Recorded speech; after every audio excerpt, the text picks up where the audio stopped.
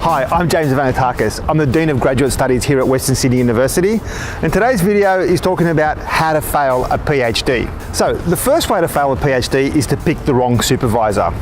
Picking a supervisor is the most important thing you can do when you begin your PhD, and it's actually that relationship will make or break your PhD. Sometimes people are attracted to the highest profile academics or academics they think are the best in their field, and that could be the right supervisor for you, but don't necessarily only be attracted to those supervisors.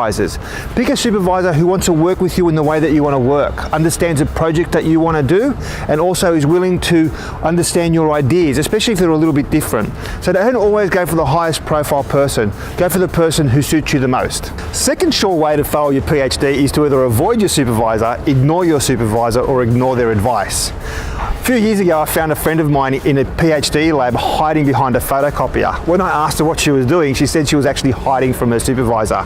This is not a good sign. It's important that you don't avoid your supervisor. If something's happened and you've lost a bit of momentum, rather than avoid them, you should actually seek them out and ask for help. The third way to fail a PhD is to not treat it like a job. PhD requires you to put in at least 35 to 40 hours a week.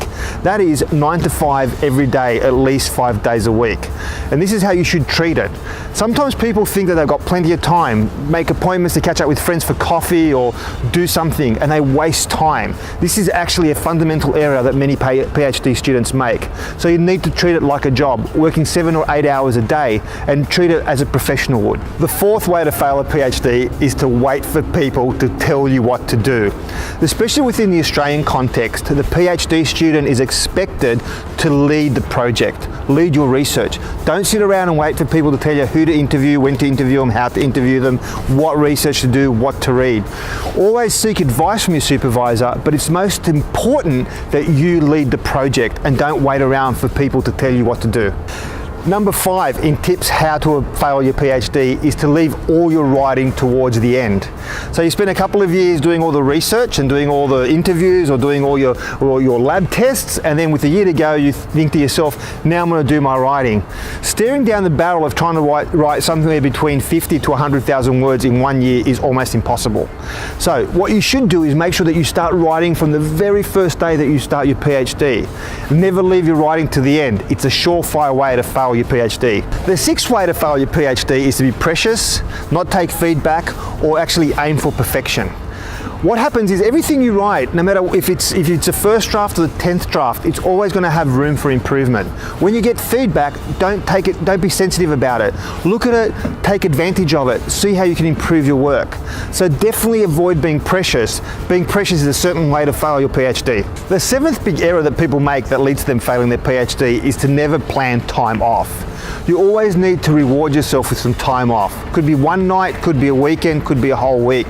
But it's really important that you plan, in your timeline, you actually plan to reward yourself with a break and have some time off. The eighth way to fail your PhD is to aim too high or aim too low. That is, either make your project too big or too small. And this is where the advice from your supervisor really counts. When I started my PhD, I actually titled it Redesigning the Global Economy. Probably a little bit big for a 3-year project. So it's really important that you actually get the scale and the size of your project right.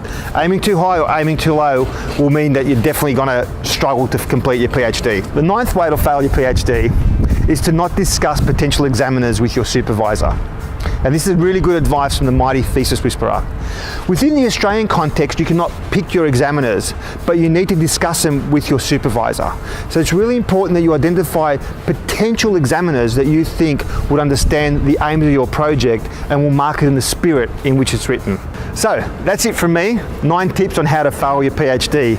Please avoid them, and I'm sure you'll do really well. Good luck, and I'll speak to you soon. Bye now.